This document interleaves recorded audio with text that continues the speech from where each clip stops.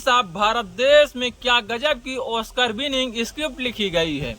पर्दे के पीछे बैठे सिस्टम के डायरेक्टरों ने आम जनता और छात्रों को भटकाने का ऐसा चक्रव्यूह रचा कि बड़े से बड़े फिल्म मेकर देखकर शर्म से पानी पानी हो जाएं। इस पूरे मास्टर स्ट्रोक की क्रोनोलॉजी को जरा ध्यान से समझिए कि कैसे एक पेपर लीक का मुद्दा घूमते घूमते हिंदू मुस्लिम तक पहुंच गया। शुरुआत में जब लगातार पेपर लीक हो रहे थे तो पूरा देश, करोड़ों युवा, शिक्षक, स्वतंत्र पत्रकार, यूट्यूबर सड़क से लेकर सोशल मीडिया तक आग उगल रहे थे। सीधे सरकार और शिक्षा मंत्री की गर्दन नापी जा रही थी कि एनटीए और सीबीएसई के घोटालों पर जवाब दो। सरकार पूरी तरह बैकफुट पर थी और जनता पहली बार एकजुट होकर अपने हक की बात कर रही थी। लेकिन जब सत्ताधीशों से जवाब देते नहीं बना तो मीडिया के चाटुकारों को मैदान में उतारा गया। एसी स्टूडियो में बैठी अंजना ओम मोदी ने सारे टीचरों को 2 कौड़ी का कह दिया और बस यहीं से स्क्रिप्ट ने अपना यू टर्न ले लिया। जो चर्चा कल तक पेपर लीक और शिक्षा मंत्री के इस्तीफे पर थी, वो रातों रात शिक्षक बनाम गोदी मीडिया बन गई। लेकिन जब सोशल मीडिया पर जनता भड़क गई और इन चाटुकार पत्रकारों की सरेआम फजीहत होने लगी, लोग इन्हें भर भर कर गालियां देने लगे, तो इन चाटुकारों ने अपनी जान बचाने के लिए एक और सातिर चाल चली। रातों रात मुद्दा शिक्षकों से हटाकर सीधा कोचिंग माफिया पर शिफ्ट कर दिया। यानी जो सिस्टम पेपर लीक माफिया पर घिर रहा था, उस सिस्टम को बचाने के लिए बड़ी ही चालाकी से सारा ठीकरा कोचिंग माफिया के सिर पर फोड़ दिया गया और असली गुनाहगारों को चर्चा से ही गायब कर दिया गया। छात्रों की इस एकजुटता को तोड़ने के लिए एक और तगड़ा स्क्रिप्ट लाया गया।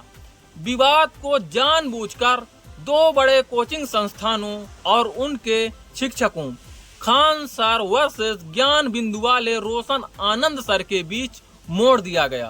कोचिंग संस्थानों में थोड़ा बहुत मनमुटाव हर प्रोफेशन की तरह आम बात है, लेकिन इस बार इसमें एक शिक्षक को बलि का बकरा बनाकर जेल भेज दिया गया।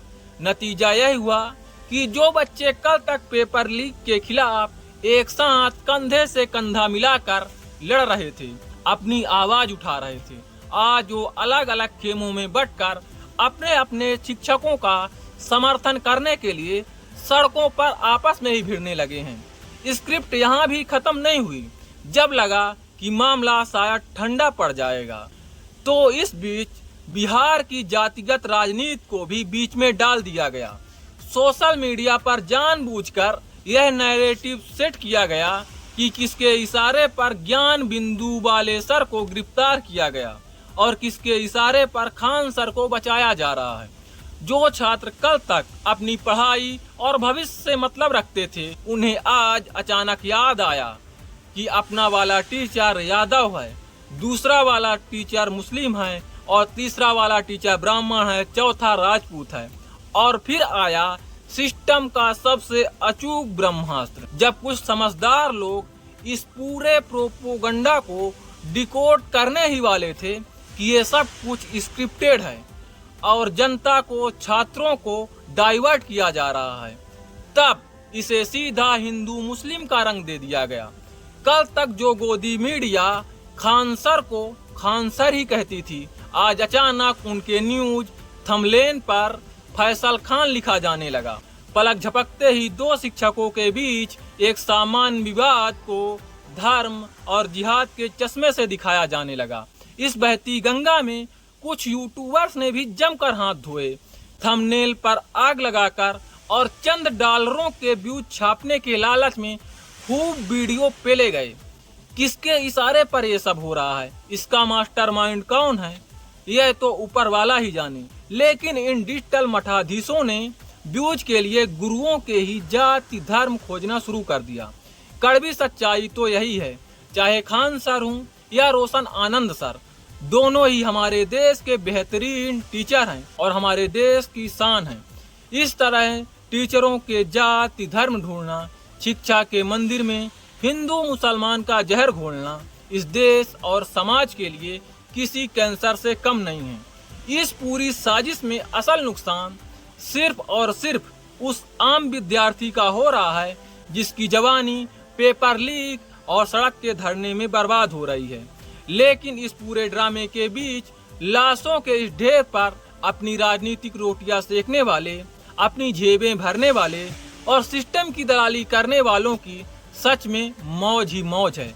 जो लोग जामीनी हकीकत जानते हैं वो बखूबी समझ रहे हैं कि पेपर लीक के मुख्य मुद्दे को दबाने के लिए किस तरह से मीडिया का इस्तेमाल हुआ है, कैसे जाति धर्म का रंग पोता गया है और कैसे इसे अंत में हिंदू मुस्लिम बना दिया गया है।